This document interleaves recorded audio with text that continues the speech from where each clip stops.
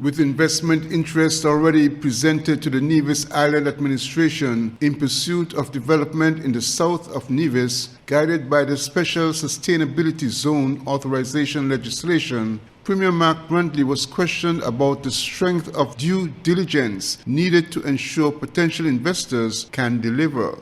The occasion was the monthly press conference of the Premier, who was asked to explain the level of due diligence in the context of past experiences with developers who fell significantly short on project delivery. Premier Brantley addressed the issue, including the matter of protecting the interests of the people of Nevis if a developer fails to complete or implement a development project. Vetting of investors is critical.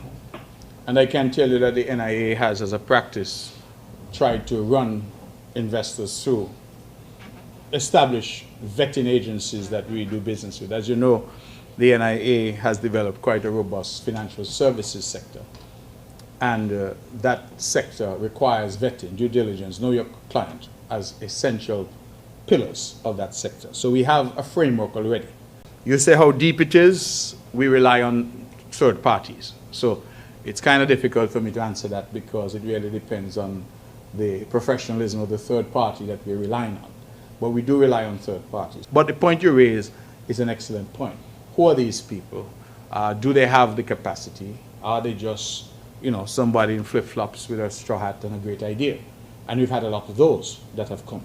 I think, however, the lessons of the past are informing our approach for these developers here to negotiate. But one of the things I will say is that we have built in some very harsh penalties into this agreement if the developer were to default.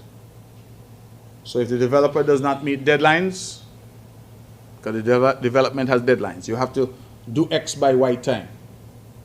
If you don't meet, then penalties flow.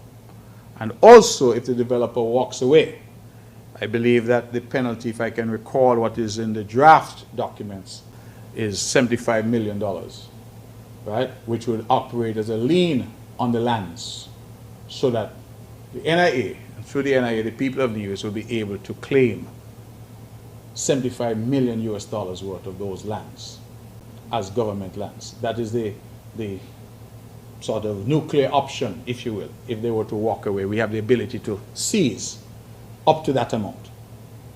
And of course, they would lose the designation as a zone, special zone.